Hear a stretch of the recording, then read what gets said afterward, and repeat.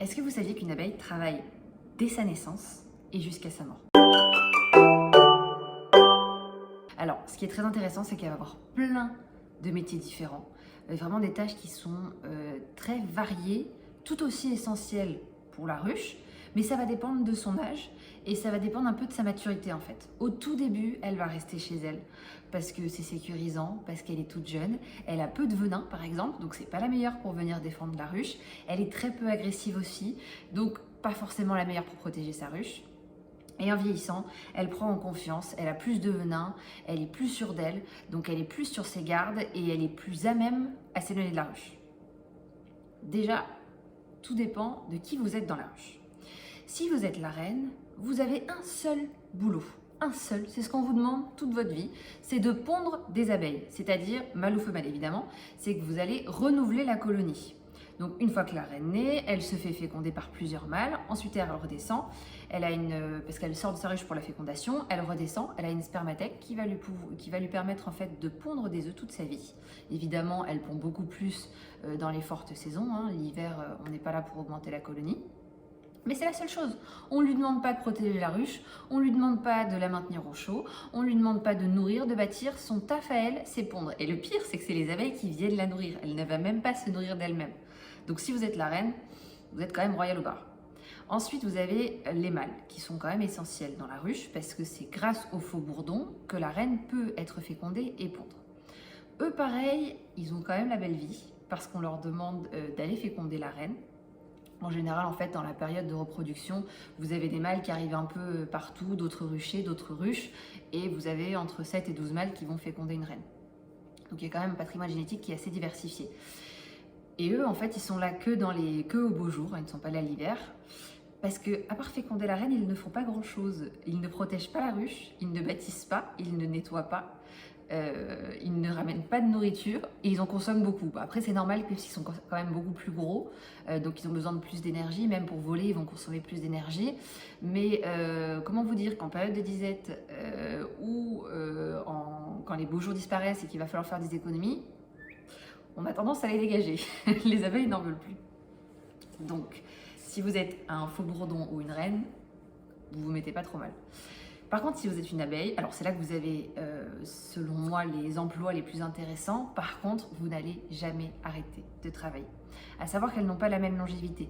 Une abeille l'hiver vit beaucoup plus longtemps qu'une abeille l'été. Parce qu'une abeille l'été, elle va au charbon, elle ne s'arrête pas. Une abeille l'hiver, on lui demande surtout de maintenir la température dans sa ruche, de temps en temps aller chercher de l'eau, mais on ralentit quand même beaucoup l'activité. On est vraiment focus sur la chaleur et conserver le couvain et tout le monde bien au chaud jusqu'au retour des beaux jours.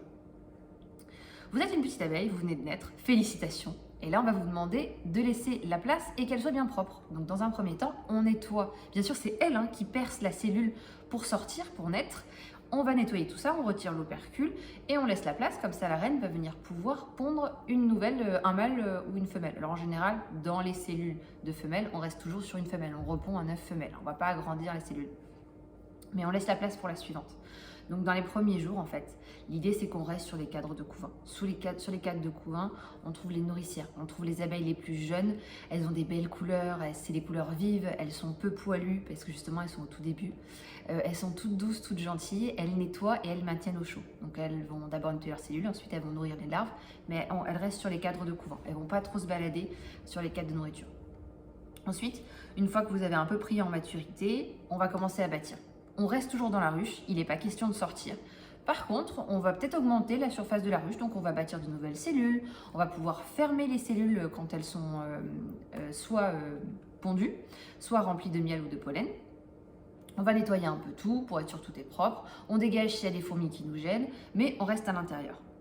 Et après, dès qu'on est en mesure de sortir, c'est-à-dire qu'il y a plusieurs éléments. Elles sont un peu plus costauds, elles ont les glandes ciliaires qui ne travaillent plus, ça c'était au tout début, donc elles n'ont plus d'intérêt à rester dans la ruche et bâtir, et elles ont aussi leurs poches de venin qui sont suffisamment développées pour pouvoir bien se protéger et défendre la ruche. Donc du coup on va sortir.